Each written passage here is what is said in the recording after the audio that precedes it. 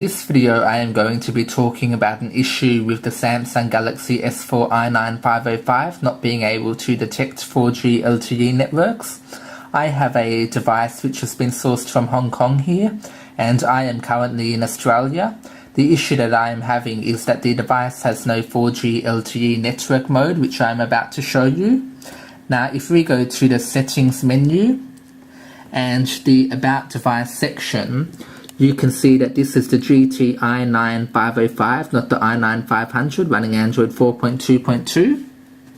Now if we go back to the connections tab, more networks, mobile networks and network mode, you will see that there is no 4G LTE option. There is only WCDMA only, GSM only and GSM WCDMA Auto Connect.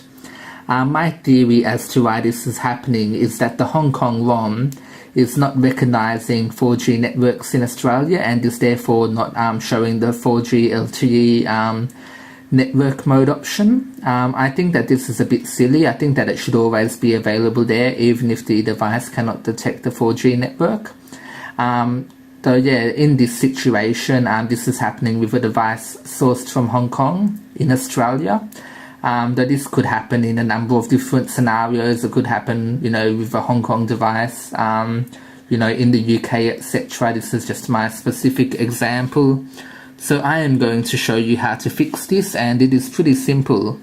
In my case, as I am in Australia, I tried flashing the device with the Australian ROM, which fixed the issue. If you were in the UK, you could try the same ROM that I'm using, or you might want to try the UK ROM. It might require a little bit of trial and error, flashing a few different ROMs to see whether or not the 4G option will come up. Though I'm just basically going to show you now what has worked for me. So you are going to need to download two files. I am going to put a link to some instructions that I wrote up in the description below.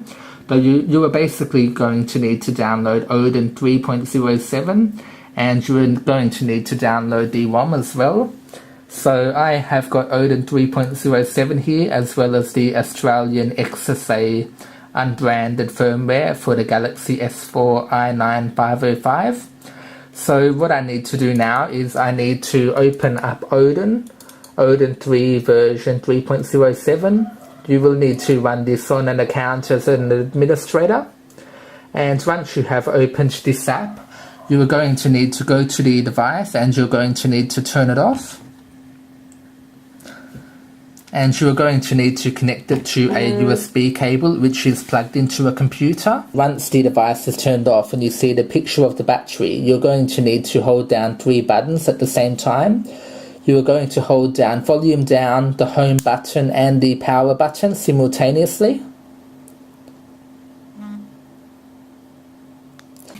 So you're going to need to hold down volume down plus home plus power until you get this screen about flashing a custom OS. It's going to be a warning screen, and you're going to need to click the volume up button to accept the warning. And after you accept the warning, you are basically going to get a picture of an Android with downloading underneath it and a message telling you not to turn the mobile off. Now if the device's drivers are installed correctly, you are going to see at least one blue ID COM port here. If this port does not turn blue, then that means that you haven't got the relevant drivers installed on your computer, and I recommend that you install Samsung Kais if that is the case, as that usually installs all of the required drivers as well. So now that I have done that, I need to navigate to the downloaded firmware file. Now I will show you what the firmware file looks like. It basically ends in .tar.md5. So that's the XSA firmware, which is basically the Australian unbranded firmware, which is going to be in the link that I'm going to provide you. So I basically need to navigate to that in Odin. So in Odin, once you open the program, once you see that the device is recognized by at least one blue ID COM port here, you need to click on the PDA button. And then you need to navigate to the firmware ending in .tar.md5, which I have here. And then it's simply a case of clicking on the start button. Now, it is not unusual for Odin to stop responding. If it stops responding, just don't touch the computer, just let it do its thing. I have a pretty decent computer, though it happens no matter what, type of computer you run it on. Leave it for a couple of minutes and it will just go about doing its own thing. And once it starts responding again, you will see a few different messages appear down here, basically telling you what it is flashing onto the device.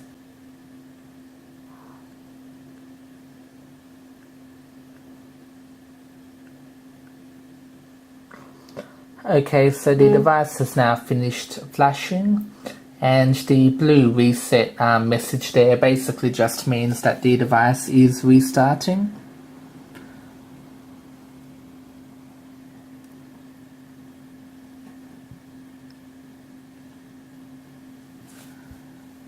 It will take a couple of minutes for the device to boot back into Android, so it's normal to see this screen.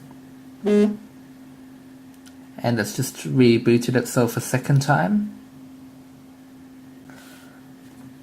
Now it is basically just updating a few different Android files.